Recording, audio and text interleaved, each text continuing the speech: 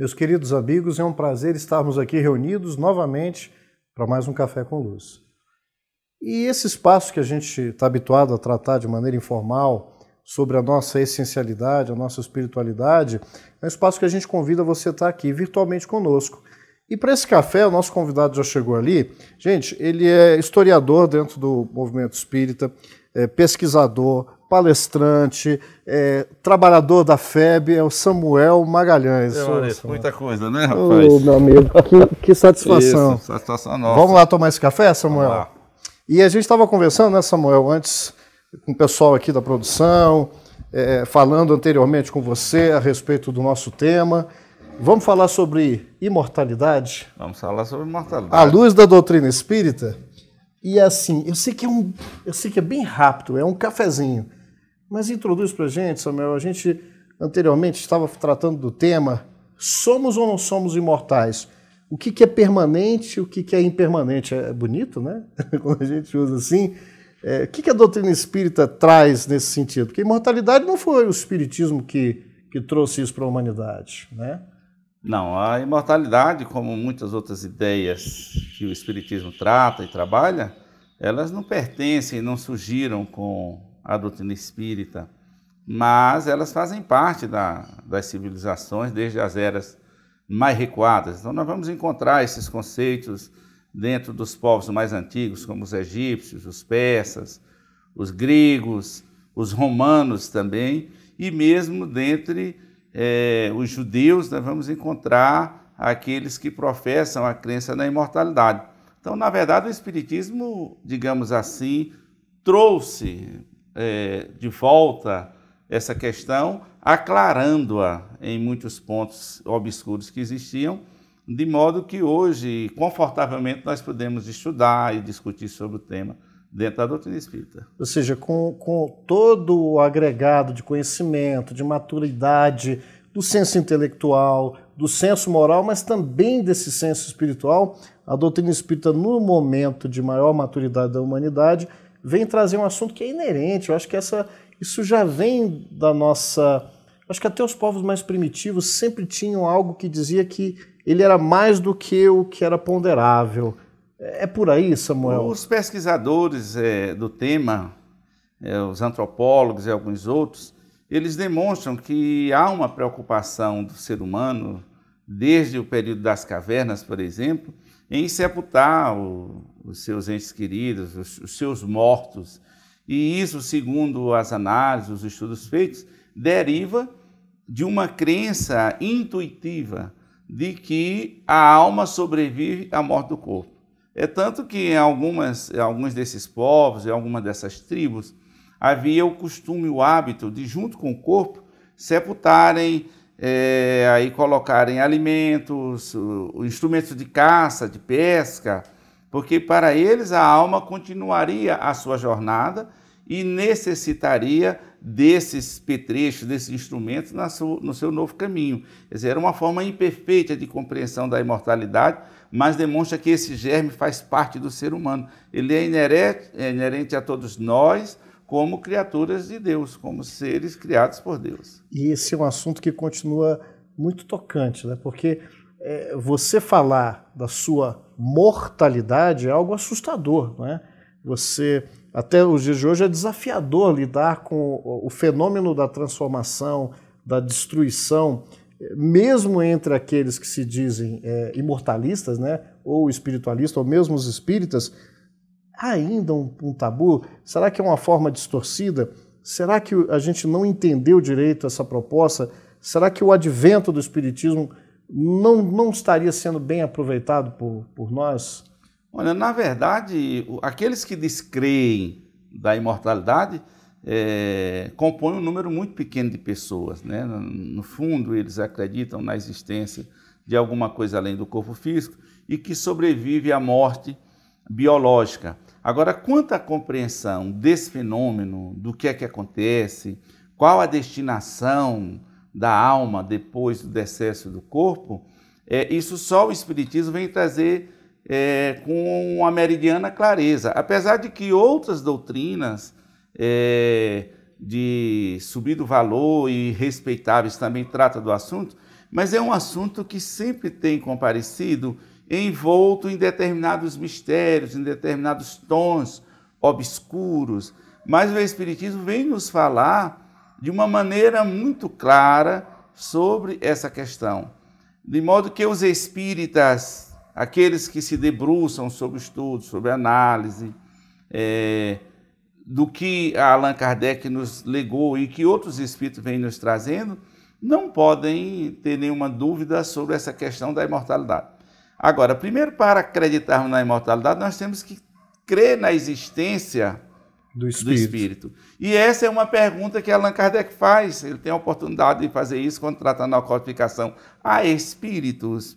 Tem um capítulo do Livro dos Médiuns, que é o primeiro, né? E ele vem fazendo uma digressão, mostrando que o espírito é uma realidade.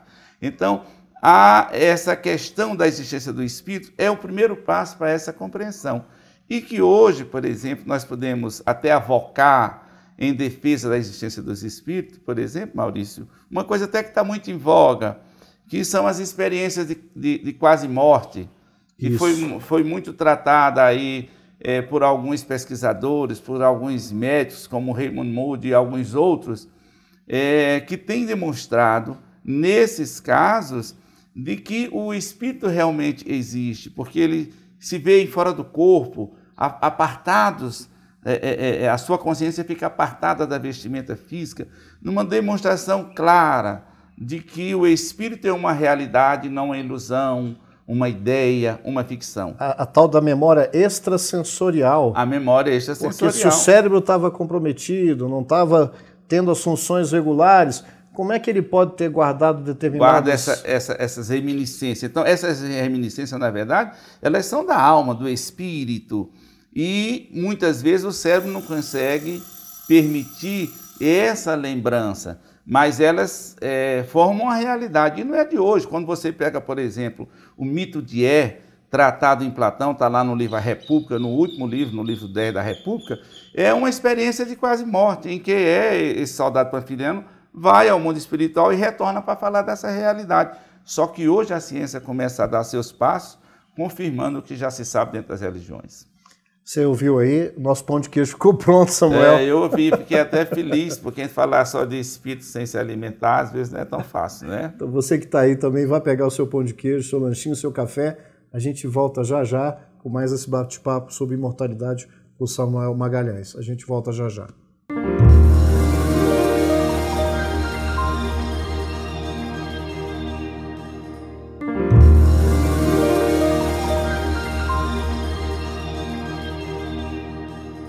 Meus amigos, voltamos aqui, o nosso pão de queijo já está aí. A gente fez aquela primeira pausa, Samuel, e a gente continuava falando do tanto que esse assunto toca diretamente a quem nós somos. E, ao mesmo tempo, quem é que em sã consciência, em algum momento da vida, não pensou, eu vou acabar, eu vou deixar de existir, as minhas afeições, aquilo que eu construí, não digo nem só do ponto de vista material, riqueza, mas o amor que eu consegui sentir, a noção bela do universo, será que é justo isso filosoficamente abordado? Isso tudo terminar e para uns mais cedo, para outros mais tarde, outros têm uma vida tão mais aparentemente sofrida. Você lembrou de Blaise Pascal? Continua daí, Samuel. Eu estava lembrando desses filósofos, digamos assim, mais recentes, né, até para não retornarmos muito no tempo, e lembro de uma frase de Pascal, que inclusive o Gabriel Delano utiliza no início de uma de suas obras, em que o filósofo francês, filósofo e matemático francês, ele diz que a imortalidade da alma é uma coisa que nos toca e importa tão profundamente que seria necessário termos perdido todo o senso para não nos ocuparmos com ela. Esse é o pensamento dele. Um outro filósofo e matemático, René Descartes, ele diz, penso, logo existo. Isso numa demonstração de que o espírito, a alma, ele é uma realidade, né? É uma coisa palpável, nós podemos, assim dizer, nos afastando aí da questão da materialidade, mas dizendo que o espírito faz parte dos seres do universo. Então não há como a gente contestar isso hoje em dia. A existência do espírito é uma realidade. E a comprovação de que ele sobrevive à morte do corpo, aí nós vamos para a sobrevivência do espírito, ela é relacionada em várias das religiões, elas são mencionadas.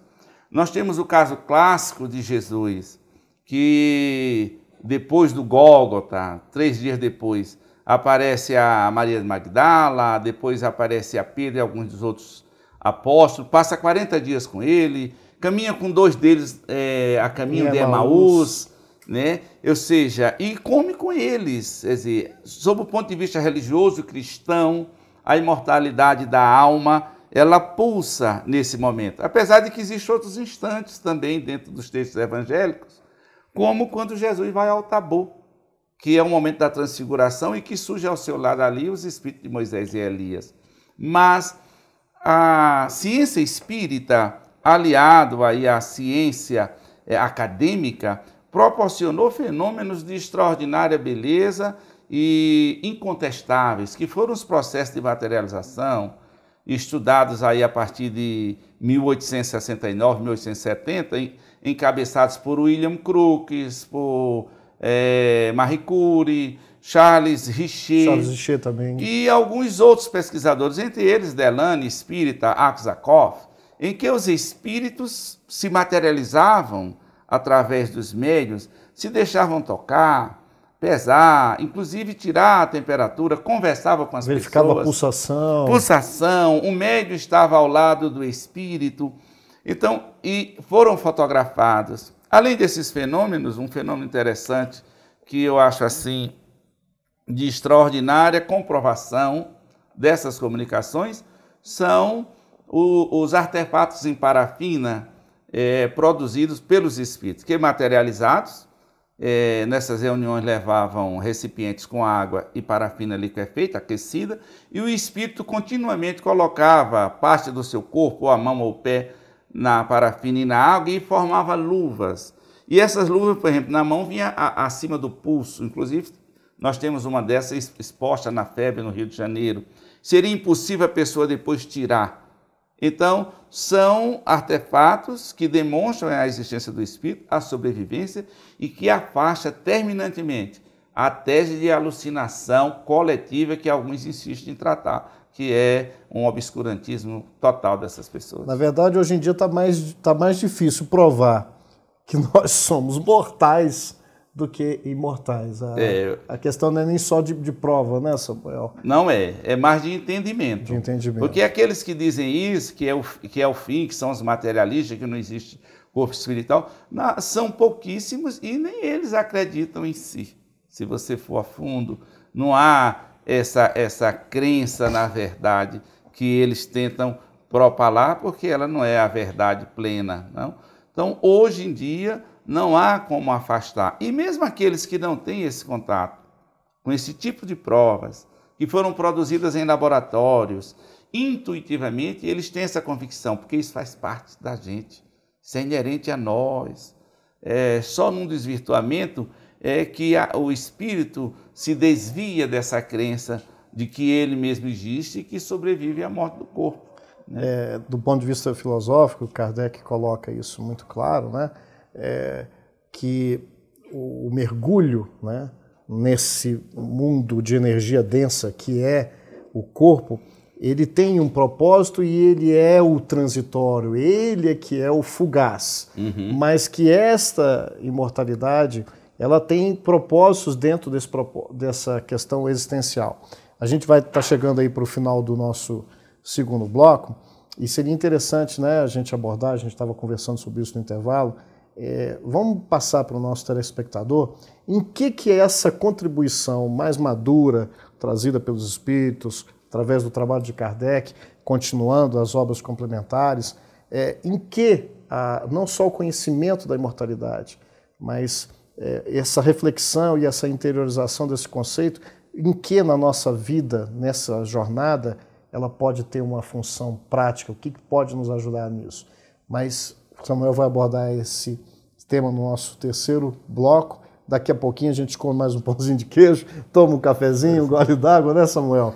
Pois é. A gente volta já já com mais Café com Luz com Samuel Magalhães.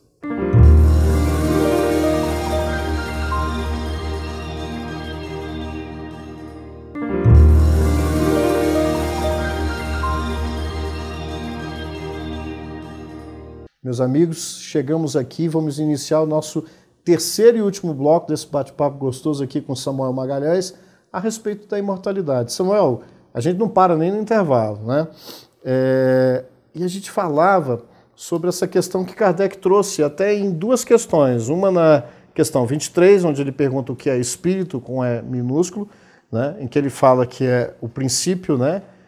Inteligente. E na 76, ele pergunta o que é espírito, com E maior. Ou seja, são as inteligências que povoam o universo. Ora, o universo é infinito, é ilimitado. Então, se essas inteligências povoam o universo, será que nós seríamos limitados? Ou nós estamos falando desse estágio? Como é que a gente situa esse processo de viver na carne e a imortalidade do espírito? Você falou que tem gente que tem até espírito que diz que não se provou a imortalidade. Pega daí. Tem sim. Nós encontramos alguns companheiros. Eu acho que nós somos imortais, mas ainda não está provado. Na verdade, provar a imortalidade é uma coisa complicada. É um conceito que exige uma transcendência, uma fé que ultrapassa toda a materialidade. Porque o que nós temos, por exemplo, com os fenômenos que nós relatamos, das materializações, mesmo o fenômeno da psicografia do Chico Xavier, com dados extraordinários, nós comprovamos a existência do espírito aí e a sua sobrevivência à morte do corpo. Daí nós deduzimos que a alma vai sempre sobreviver e que ela seria imortal, o espírito é imortal. Então é uma coisa que transcende um sentido que talvez ainda nos falte para uma maior compreensão dessa realidade. Então, além de nós adquirirmos o conhecimento livresco, a questão intelectual dentro dos livros, é necessário que nós meditemos sobre esse conceito e procuremos esse entendimento. Por exemplo, à primeira vista, Kardec repetiria a mesma pergunta, porque na 23 ele diz o que é espírito. E ali ele se refere ao princípio inteligente, que ele diz que é o princípio inteligente do universo. Assim como tem a matéria, que é um dos outros princípios, é o princípio material do universo. Mas na questão 76, ele pede uma definição. Como podemos definir o espírito? Aí o espírito com E.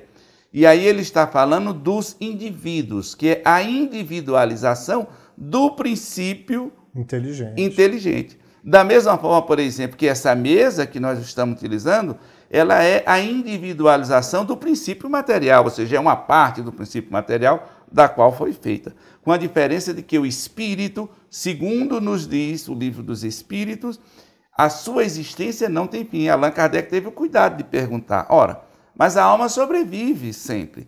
Mas a existência do espírito tem um fim, e os espíritos esclarecem ali, e ao final da questão eles dizem, o que podemos vos dizer é que a existência do espírito não tem fim.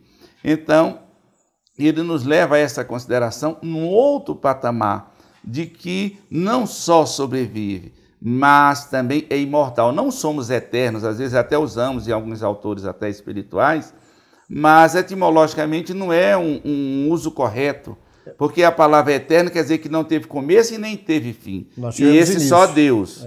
Nós tivemos o início, então nós somos imortais, nós não seríamos eternos, mas imortais que tivemos o início. E quais as consequências que você me falava no intervalo para nós consequência prática, do reconhecimento da imortalidade? Quer dizer, isso muda completamente a vida da gente. E eu lembro quando eu era garoto, mas muito garoto mesmo. Pouco tempo. Uns 8, 9 anos de idade, 10 anos. Eu sempre gostei muito de astrologia, conhecia algumas, identificava nos céus algumas constelações, e eu tinha uma tristeza, porque eu nunca ia poder visitar nenhuma delas. Sabia que a tecnologia humana, até a minha desencarnação, não me permitiria isso, ou as minhas possibilidades. Quando eu conheci o Espiritismo, eu deixei de ter essa angústia, porque eu não vou morrer, então por mais que demore eu vou visitar as estrelas. Então isso muda a nossa vida nas coisas mais comuns. Aqueles que têm entes queridos que desencarnam, às vezes de maneira brusca. Eu tive esse fato dentro da família, um filho que desencarnou de maneira brusca, violenta, um menino com 14 anos, mas a gente sabe que Morreu o corpo, que é um resgate. Então, isso muda a sua perspectiva de vida. A gente não percebe, às vezes, mas isso vai fazendo parte do nosso mundo íntimo. E as nossas atitudes, pouco a pouco, elas passam a refletir essa nossa crença, essa nossa fé, essa nossa convicção de que nós somos espíritos e que somos imortais. Isso é uma maravilha. Toda preocupação praticamente desaparece diante disso.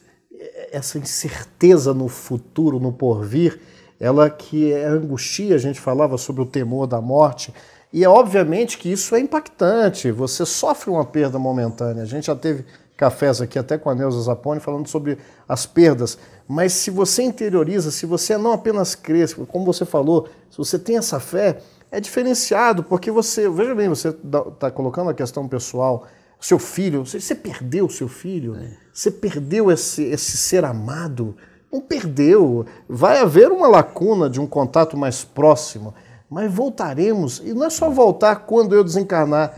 Quem é que sabe quantas vezes no meu desdobramento, durante o sono, eu não encontro? Então isso é altamente consolador, não é? É consolador. Por exemplo, que a doutrina espírita, ela é tida, nós falamos que o espiritismo é o consolador prometido.